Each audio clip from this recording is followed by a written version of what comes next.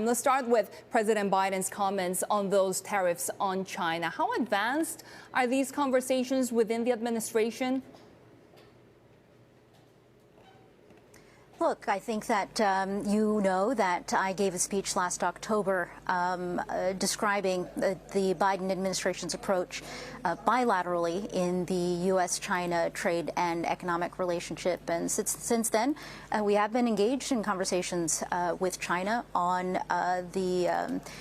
China's performance under its Phase 1 commitments. We also articulated the need for the United States to champion the interests of American workers and the American economy and continue to push for and fight for a level playing field in the competition with China. So what you have right now is a very deliberate approach by the Biden administration in our economic engagement in Asia. I'm delighted to be here in Tokyo with the president. I came to Tokyo from Bangkok, where the Asia-Pacific Economic Cooperation held 2 days of trade minister meetings. The Biden administration's commitment to this region is clear and is being demonstrated right now by our physical presence here. So, Ambassador Tai, you mentioned those conversations with China. Do those include the prospect of lifting those tariffs on Chinese imports, and would that be contingent on China reciprocating? So the first step in our engagement with China has been on China's commitments under the Phase 1 agreement, which include intellectual property commitments that they've taken, as well as purchase commitments. At the moment, we are here in the Indo-Pacific engaging with our partners in this region on enhancing U.S. engagement here economically. We launched the Indo-Pacific Economic Framework just yesterday with 12 countries in this region. That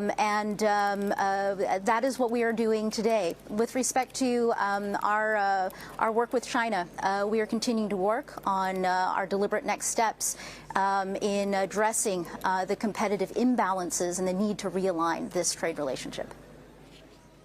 Ambassador Tai, is now the right time to remove or talk about removing these tariffs? You said back in March that you'd like to keep them in place as a kind of leverage. Is it more strategic to keep them there until other issues are ironed out?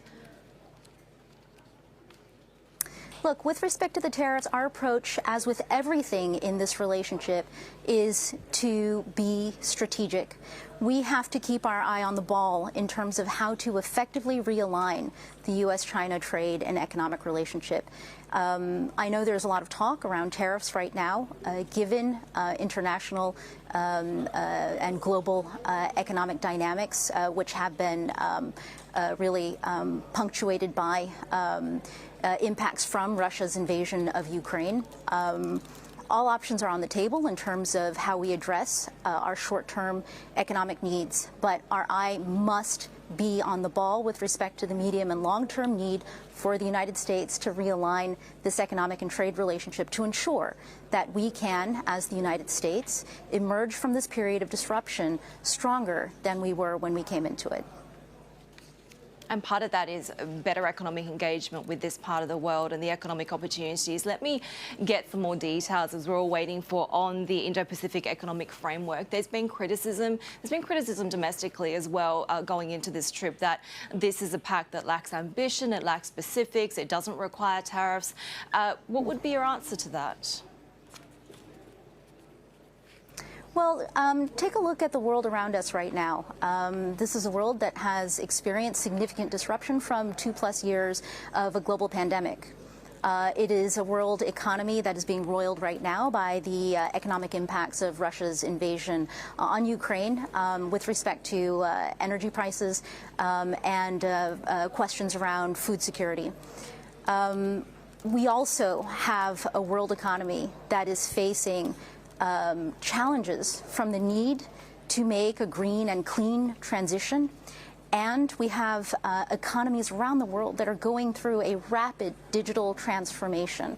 In the face of all of these dynamic changes, what is clear to us in the Biden administration is that we need new approaches to trade, and we need innovation in the way that we engage our partners and our allies. Right. And that is the program that we are bringing in the Indo-Pacific Economic Framework. It is not a traditional trade agreement, that is by design. What we are bringing to this region is a program for ensuring that we have durable and resilient economic engagement, and that we are able to work with our partners here into an economic recovery that is sustainable, resilient, and inclusive. Ambassador Tai, that's all great, but these countries will also have to abide, as you say, the higher labor and environmental standards without the benefit of potentially lower tariffs and better access to U.S. markets. So what's the incentive?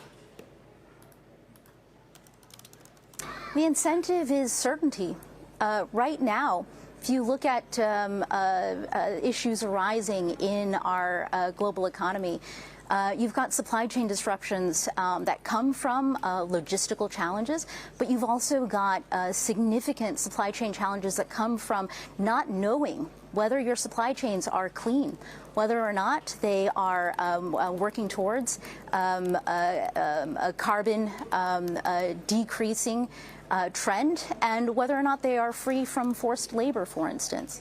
The engagement that we are bringing is to establish norms and standards to provide our partners and our firms, our workers, and our people with more certainty in the version of globalization that we are working towards coming out of this pandemic and coming out of these very turbulent years. Why isn't your partner, one of them, Taiwan? Because we have heard from the president that this is an open framework, and the Taiwanese foreign ministry has also said that they want to be included. So will you be open to that idea in the future? Look, so I just met with my counterpart from Taiwan, Minister Deng, in Bangkok a couple days ago while we were both at the APEC meetings in Thailand. And I have to tell you that we had very positive conversations, and we are committed to deepening and enhancing the bilateral trade and economic relationship. And we've instructed our teams to work over the course of the next couple weeks on that deepening and enhancement.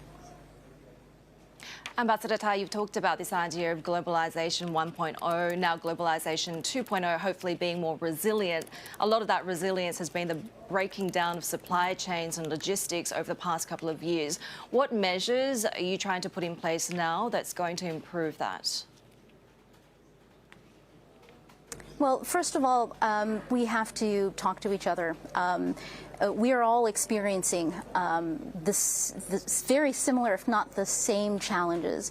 And so one of the basic tenets of this economic framework is to create a platform for the United States and our partners and allies to come together, to collaborate and cooperate on the challenges that we are facing today, which are particularly acute and have been quite different from what we've experienced leading up to this period of time.